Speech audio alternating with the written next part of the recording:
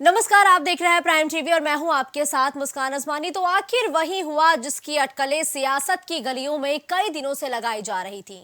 एक के बाद एक बीते 24 घंटे में विपक्ष को यूपी में तगड़ा झटका लगा है। जहां एक तरफ दारा सिंह ने समाजवादी पार्टी से इस्तीफा दे दिया है, तो वहीं आज सुभाषपा के राष्ट्रीय अध्यक्ष ओपी राजभर ने अगला लोकसभा चुनाव भाजपा के साथ लड़ने का ऐलान कर दिया है। जहां एक तरफ सपा सुप्रीमो अखिलेश यादव विपक्षी एकता की ताकत की बात कहते हैं, बैठकों में हिस्सा लेते हैं, तो वहीं अपने प्रदेश में विपक्ष से एक एक करके उनका रिश्ता टूटता हुआ नजर आ रहा है। तो कहीं ना कहीं बीजेपी के का एक मास्टर स्ट्रोक कहा जाए ये है, जिस तरीके से पूर्वांचल की सीटों पर दबदबा रखने वाले ओपी राजभर को उन्होंने एनडीए में शामिल किया है, तो पूर्वांचल की सीटों पर खासा प्रभाव पड़ता है ओपी राजभर का। ऐसे में ओपी राजभर अगला लोकसभा चुनाव भारतीय जनता पार्टी के साथ लड़ेंगे। लेकिन अब से पहले ओपी राजभर के ना जाने कितने बयान हमने सुने जिसमें उन्होंने भारतीय जनता पार्टी के नेताओं के लिए आपत्तिजनक शब्दों का भी इस्तेमाल किया है। तो वही 20 मई 2019 की वो तारीख थी जब ओपी राजभर को मंत्रिमंडल से बर्खास्त किया गया था पार्टी विरोधी गतिविधियों में शामिल होने के बाद। तो ओपी राजभर ने एक इंटरव्यू के दौरान कहा था कि भाजपा का बाजा बजा दूंगा, और अगर भगवान भी आए और बोले कि भारतीय जनता पार्टी के साथ गठबंधन कर लो तो वो गठबंधन भी नहीं करूंगा। इन सब बयान देने के बावजूद भी ओपी राजभर अब एक बार फिर से एनडीए के साथ आ चुके हैं, और ये एनडीए के साथ आने की उनकी तस्वीरें अपने आप में बहुत कुछ बयां करती हैं, क्योंकि ओपी राजभर अक्सर भारतीय जनता पार्टी के खिलाफ आपत्तिजनक शब्दों का इस्तेमाल करते थे, और अक्सर हमने देखा था कि वो किस तरीके से गठबंधन में साथ रहने के बावजूद भी योगी आदित्यनाथ के खिलाफ शब्दों का इस्तेमाल करते थे। और कहा, एक जनसभा के दौरान तो ओपी राजभर ने यह तक कह दिया था कि पहले की सरकारों में भ्रष्टाचार कम होते थे, जो पुलिस है वो महज 500 रुपए में सेट हो जाती थी, लेकिन जब से यूपी में भारतीय जनता पार्टी की सरकार आई है तब से तो भाई सबके तेवर बढ़ चुके हैं, और 5000 नीचे में तो कोई सेट होने की बात ही नहीं करता है। तो वहीं आज सियासत की एक और पिक्चर क्लियर हो गई जब ओपी राजभर एनडीए के साथ आने का ऐलान कर चुके हैं। इस दौरान ओपी राजभर ने क्या कुछ कहा है वो बयान आपको सुनाते हैं। क्योंकि हमारी मजबूरी है कि जब हम समझौता कर लिए हैं तो अपने पार्टनर या सहयोगी दल की बात मानिए, तो उनके हिसाब से। और कल 2 बजे ही प्रेस होनी थी। यूपी के साथ साथ चाहे बिहार हो, बंगाल हो, दिल्ली हो, गुजरात हो, महाराष्ट्र हो, विभिन्न प्रांतों में भी कमोबेश संगठन पार्टी को हम लोग बढ़ाते रहते हैं, काम करते रहते हैं। जो बातें दिल्ली हुई हैं,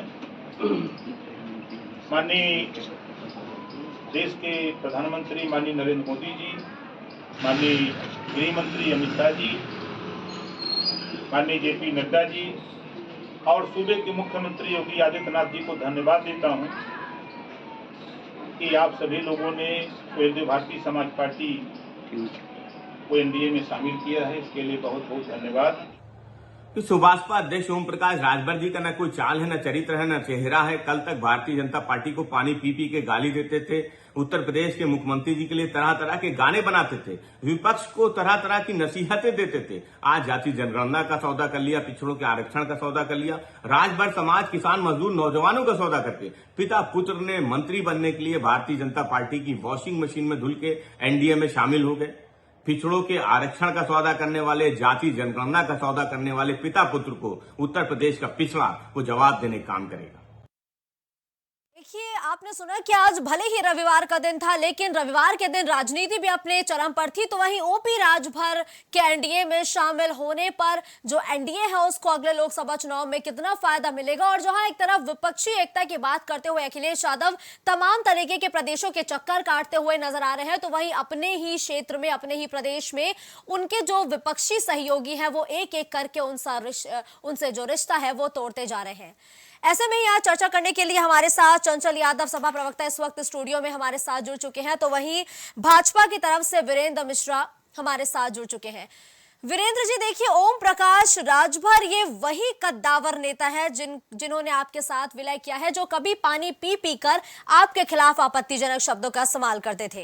इंटरव्यूज के दौरान तो ओपी राजभर ने यह तक कहा कि भगवान भी आकर बोलेंगे तो भी मैं भाजपा के साथ गठबंधन नहीं करूंगा। ऐसा आखिर क्या हो गया कि आपको एक बार फिर से ओपी राजभर पर भरोसा करना पड़ा?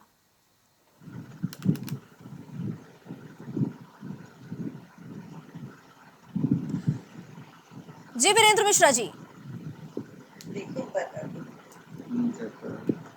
तो देखिए, वीरेंद्र जी से हमारा संपर्क स्थापित नहीं हो पा रहा है, तो वही चंचल यादव जी भी लगातार स्टूडियो में हमारे साथ बने हुए हैं। देखिए चंचल जी, अखिलेश यादव विपक्षी एकता का बीड़ा उठाए लगातार तमाम प्रदेशों के चक्कर काट रहे हैं, विपक्षी दलों के मुख्य नेताओं से मुलाकात कर रहे हैं, लेकिन अपने ही प्रदेशों में उनके जो विपक्षी दल है वो एक एक करके टूटते हुए नजर आ रहे हैं, चाहे वो महान दल हो, चाहे वो सुभाषपा हो।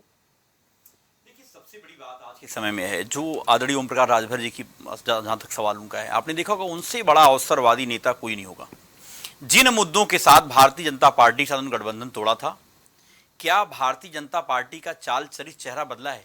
अगर आप देखें, इन्होंने वादा किया, इन्होंने कहा था कि बीजेपी के लोग जो हमसे वादा करके पार्टी में मैं जुड़ा था, इन्होंने कहा था सामाजिक न्याय समिति की रिपोर्ट हो, चाहे जाति जनगणना की बात हो, चाहे पिछड़ों के अधिकारों का लगातार आरक्षण के ऊपर जो हमला हो, पिछड़ों के अधिकारों की बात कर रहे थे, बहुत सारी बातें थी।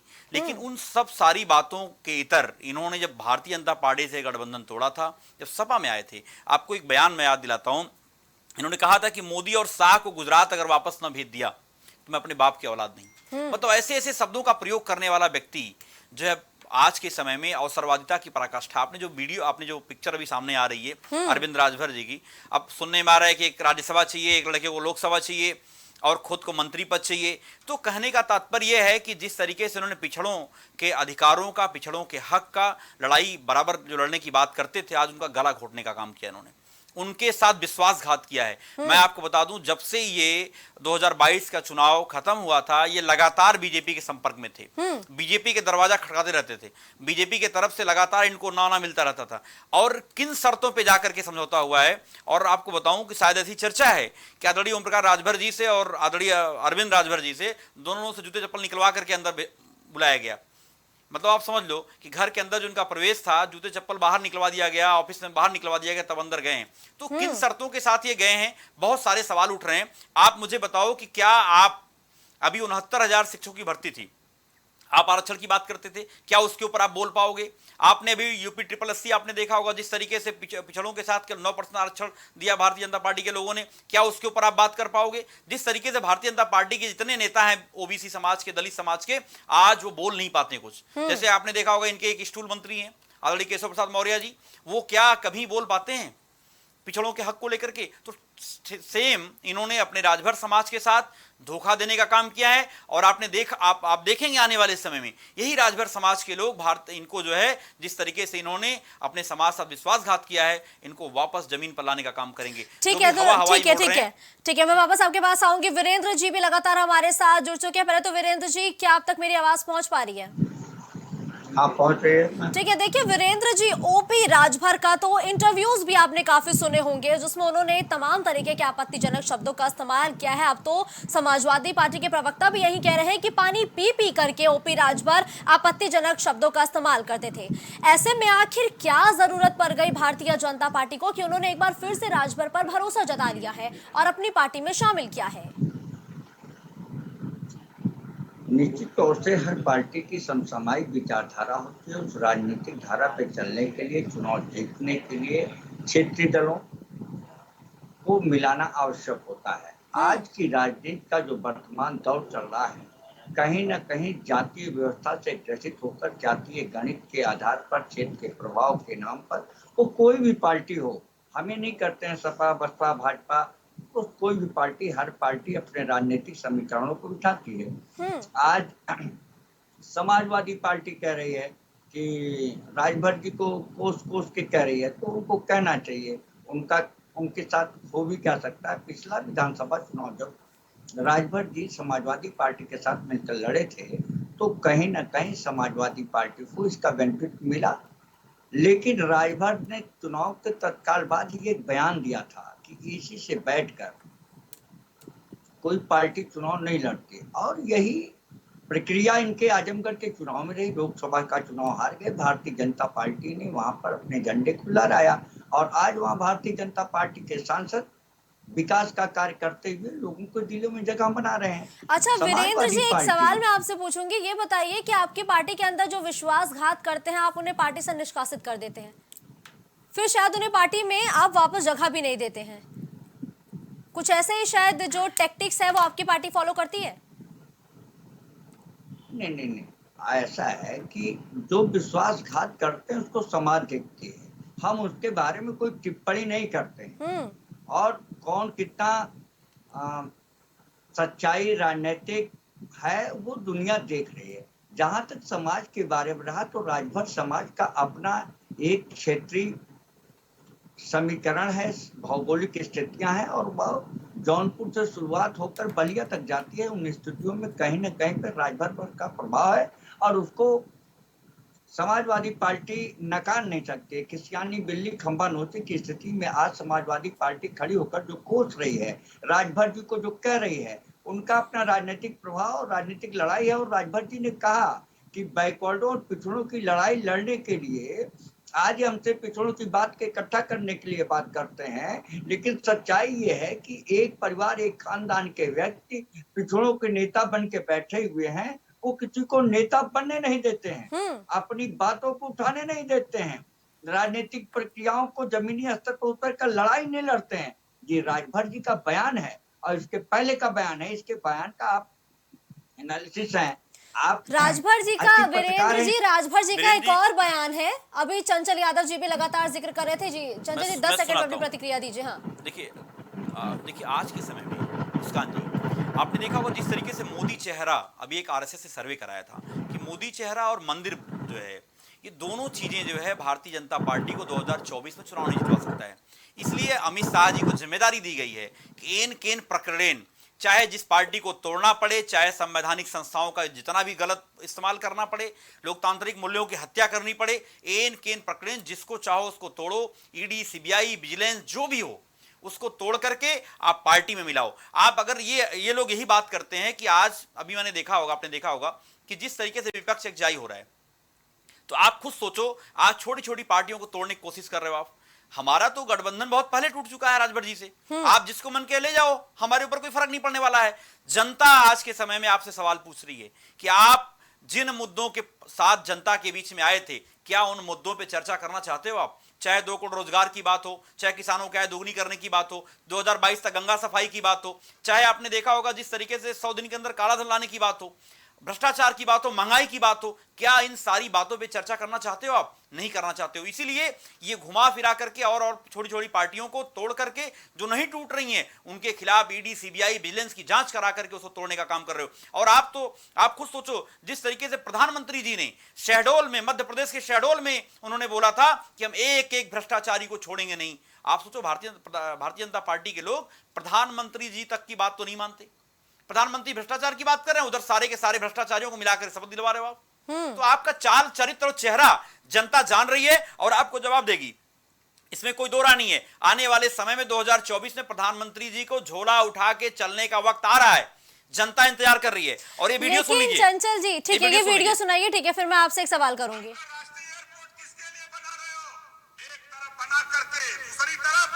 अडानी को बेचने का काम करते हो, साफ साफ क्यों नहीं बोलते?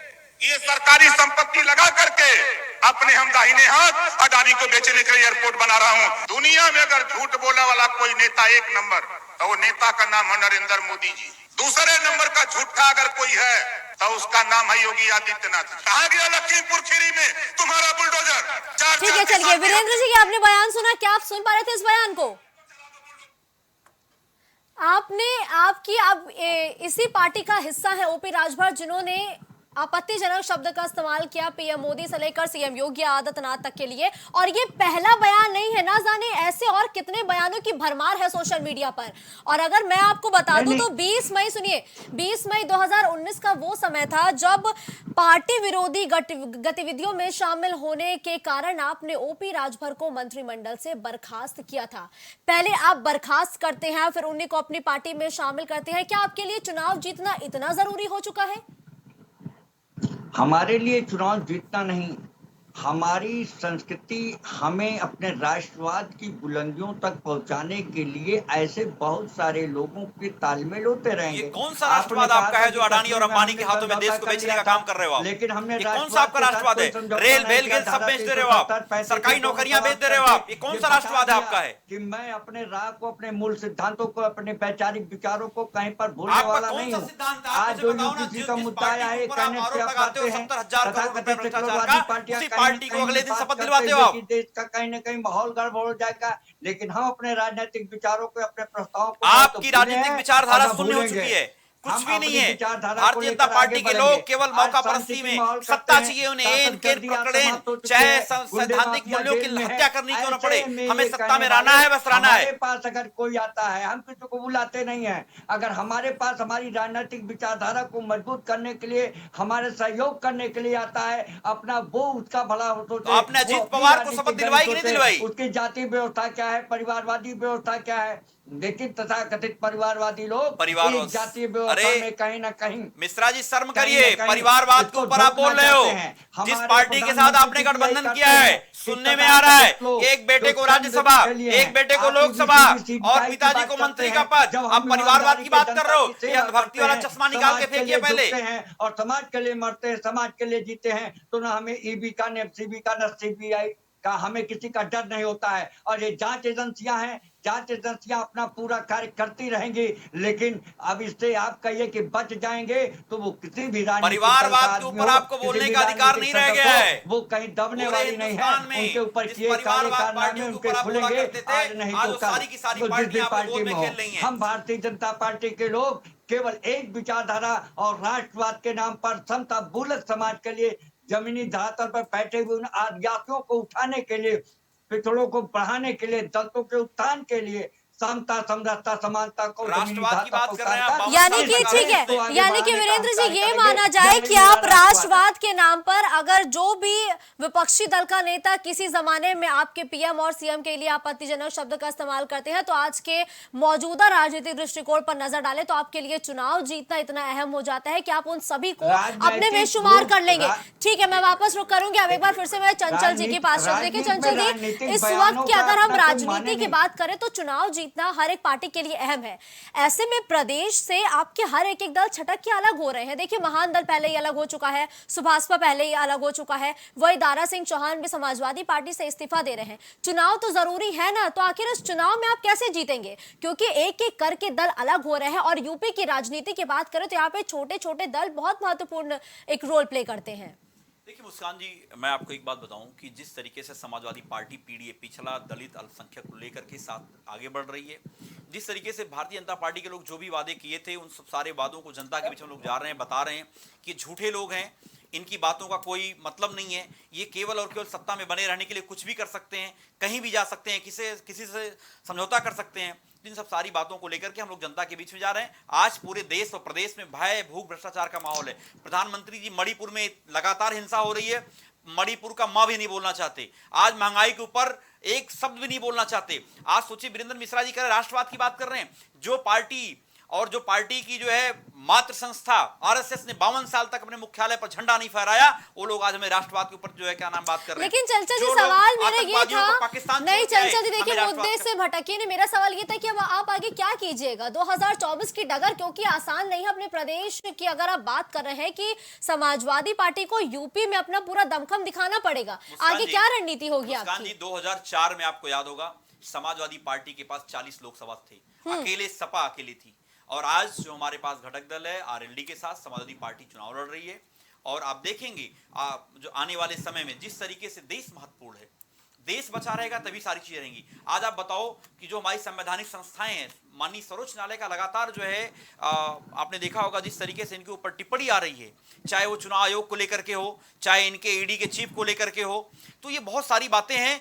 देश बचाना है, समाजवादी पार्टी देश बचाने की लड़ाई में सबसे अगली पंक्ति में खड़ी है। और आप देखेंगी 2004 में जिस तरीके से समाजवादी पार्टी के पास 40 लोकसभा सांसद हुआ करते थे, और आज जिस तरीके से हमने पिछड़ा दलित अल्पसंख्यक के साथ गठबंधन किया है, आम जनता के साथ हमारा गठबंधन है। और ये चुनाव आम जनता बनाम बीजेपी का है, भ्रष्टाचार से है, बीजेपी की महंगाई से है, बीजेपी के अतिवाद जो इन्होंने जिस तरीके से केवल एक जाति विशेष से लेकर के धर्म संप्रदाय को लेकर के देश को बांटने की लगातार साजिश कर उसके विपक्ष में चुनाव होगा।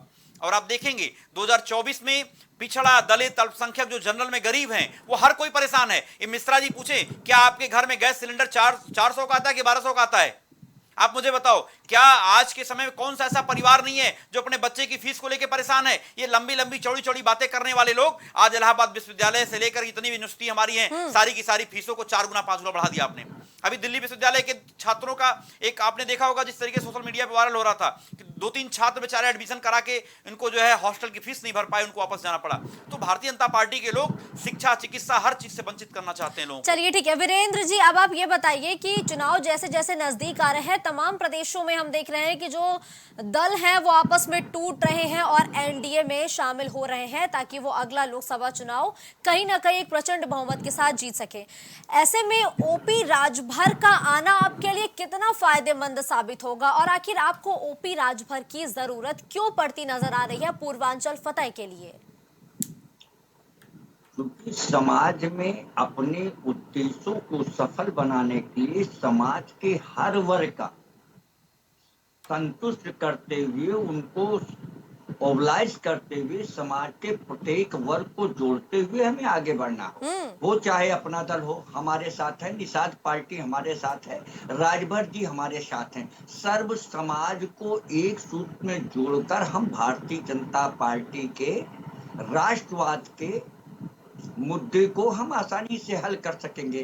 कल हमसे कुछ बिछड़े हुए लोग थे, कल हमसे कुछ टूटे हुए लोग थे, कल कुछ हमसे विचारों से रूठे हुए लोग थे, लेकिन आज वो हमारे साथ हैं और जो नहीं है कल वो हमारे साथ हो सकते हैं। अच्छा, आपने कहा जो नहीं है वो हमारे साथ हो सकते हैं, आखिर ऐसे कौन कौन से नामों की अटकलें लगाई जा रही वीरेंद्र? अरे भाई, इनके सहयोगी पश्चिमी उत्तर प्रदेश में, आज उनसे ये कहिए, उनके प्रवक्ता कुछ कंफर्म चीज करने में आज स्थिति में नहीं है, कल वो हमारे साथ हो सकते हैं। देखिए, जो व्यक्तिगत तौर से कुछ लोग अपनी भौगोलिक और राजनीतिक स्थिति बनाकर जो चले, उनकी स्थितियां अपने को स्थापित करने के लिए किसी के साथ वो अपने सहयोगी गठबंधन बन के वो साथ चलने का प्रयास करते हैं। आज ये उत्तर प्रदेश में कांग्रेस को सीट देने के लिए तैयार नहीं है, उसको नेता मानने के लिए तैयार नहीं है, उनको कितनी सीटें देंगे इसका कंफर्मेशन नहीं है। आने वाली स्थितियों में इनका क्या होगा? इन्हीं के साथ राजभर जी थे, इन्हीं के साथ सोहेल, इन्हीं के साथ बहुत सी पार्टियों के लोग टूट रहे हैं। और मैं इनसे कहना चाहता हूं कि अभी थोड़े दिन पहले कल दारा सिंह चौहान जी आए, वो भारतीय जनता पार्टी से गए थे, इनकी विधानसभा सदस्यता से रिजाइन उन्होंने कर दिया। और अभी आइए, अभी आते चुनाव के आते आते इनके कितने लोग हमारे साथ अपनी वैचारिक व्यवस्था के अंतर्गत हमें मजबूत करने के लिए आएंगे। ये समाजवादी पार्टी को सोचना पड़ेगा। ठीक है चंचल जी, मैं आऊंगी, बस एक सवाल मैं इनसे पूछ लूं। देखिए, आप लगातार वीरेंद्र जी कह रहे हैं कि बहुत से लोग जुड़ेंगे। जयंत चौधरी का भी आपने दबी आवाज में नाम तो लिया, और ऐसे कितने लोगों का नाम आपके पास है और कितने लोग समाजवादी पार्टी के आपके संपर्क में है जो आप ये कह रहे हैं कि और लोग जुड़ेंगे? अभी निश्चित तौर से अभी देखती जाइए। अभी आप देखें, आप सम्मानीय पत्रकार हैं, आप अपनी नजर रखते हैं, बहुत सारी सूचनाएं आपके पास होंगी, बहुतों की पुष्टि है। ये तो समाजवादी व्यवस्था अपने परिवार को समझने, सोचने, समझाने, बुझाने, संतुष्ट करने का प्रयास करे। लेकिन मैं इनको बता देना चाहता हूं कि समाजवादी पार्टी एक परिवार की पार्टी बनकर कहीं न कहीं उसके छत्र के तौर पर अपने को ही नेता मान के चल रहे हैं। इन्हें कोई विधायक नेता माने या ना माने, लेकिन ये अपना होलसोल उसको कवर रखना चाहते हैं। ठीक है चंचल जी, अपनी प्रतिक्रिया दीजिए अब आप वीरेंद्र को। देखिए, एक चीज समझना पड़ेगा मुस्कान जी, आपको याद होगा 2019 में भारतीय जनता पार्टी के साथ शिवसेना थी, आपको याद होगा 2019 में जेडीयू था, अकाली दल थी। ये 3 महत्वपूर्ण पार्टियां जो तीनों महत्वपूर्ण पार्टियां तीनों स्टेट में बड़ी मजबूत पार्टियां थी, और तीनों पार्टियों के साथ भारतीय जनता पार्टी ने धोखा देने का काम किया। अगर दुनिया की सबसे बड़ी धोखेबाज अगर कोई पार्टी है तो भारतीय जनता पार्टी है। चाहे आपने देखा जेडीयू को तोड़ने की कोशिश की, शिवसेना को 2 पार्ट में कर दिया इन्होंने, एनसीपी को 2 पार्ट में कर दिया, अकाली दल को भी इन्होंने तोड़ने की कोशिश की। तो भारतीय जनता पार्टी का चाल चरित्र और चेहरा अंग्रेजों से सीखते हुए लोग हैं ये। और आप देखिए, ये अंग्रेजों के चेले चपाटे लोग हैं। आप सोचिए कि जिन लोगों ने मैंने बताया कि 52 साल तक अपने जो है मुख्यालय पर तिरंगा झंडा नहीं फहराया और आज वो लोग राष्ट्रवाद की बात कर रहे हैं। तो आप खुद सोचिए कि जेडीयू, अकाली दल, शिवसेना, ये तीनों पार्टियां जो महत्वपूर्ण पार्टियां थी, इनको कहां से कहां पहुंचाई, ये तीनों को धोखा देने का काम किए। आज ये पार्टियां इनके साथ नहीं है, इसलिए इनकी नींव खिसक चुकी है और ये इनको मालूम है कि मोदी चेहरा अब नहीं चलने वाला है, इसलिए कई लोगों की जोड़ने की कोशिश कर रहे हैं और यही विपक्ष के लिए एक मजबूत पॉइंट हम लोगों के लिए है। और आप देखेंगे जनता जान चुकी है कि मोदी चेहरा बेनकाब हो चुका है और 2024 में यह चेहरा काम नहीं आएगा। और जनता, पिछड़ा, दलित, अल्पसंख्यक, जो जनरल में गरीब लोग हैं, सब लोग एकजाई होकर के जो है विपक्ष को मजबूत करने का काम कर रहे हैं और भारतीय जनता पार्टी को उखाड़ फेंकने का काम करेंगे। चलिए फिलहाल चंचल जी और वीरेंद्र जी, ये तो वक्त ही बताएगा कि जनता का समर्थन किस पार्टी को ज्यादा मिलता है। धन्यवाद आप दोनों ही पैनलिस्ट का हमारे साथ इस चर्चा में जुड़ने के लिए। तो देखिए, आज की सियासत में काफी उठापटक के बीच, लगातार हो रही बैठकों के बीच ओपी राजभर ने ऐलान कर दिया है कि वो जो 2024 का चुनाव है वो एनडीए के साथ लड़ेंगे, यानी कि पूर्वांचल की सीटों पर सीधा सीधा जो कहीं ना कहीं फायदा है अब वो भारतीय जनता पार्टी को मिलता हुआ नजर आएगा। अब यहां जनता को तय करना है कि आखिर जनता किसका समर्थन करती है, क्योंकि ओपी राजभर वही कद्दावर नेताओं में से एक है जो कभी भारतीय जनता पार्टी के लिए आपत्तिजनक शब्दों का इस्तेमाल करते हुए नजर आए थे और तमाम तरीके के अभद्र भाषाओं का इस्तेमाल करते नजर आए थे। तो आज वही ओपी राजभर भारतीय जनता पार्टी के साथ आ चुके हैं ताकि वो कहीं ना कहीं 2024 में अपनी सियासत को और गरमा सके, अपने वोट बैंक को और बढ़ा सके और साथ ही साथ अपनी पार्टी को एक नई पहचान दिला सके। अब फिलहाल ये तो समय ही बताएगा कि ओपी राजभर का आगे का भविष्य क्या होता है। एनडीए में जिन सीटों को लेकर के वो बात कर रहे थे उस पर सहमति बनी है कि नहीं बनी है, अब ये दिलचस्प चीज होगी जो आगे कुछ समय में बिल्कुल साफ हो जाएगी। खबरों का सिलसिला यूं ही जारी रहेगा। देश दुनिया की तमाम बड़ी खबरों के लिए आप देखते रहिए प्राइम टीवी।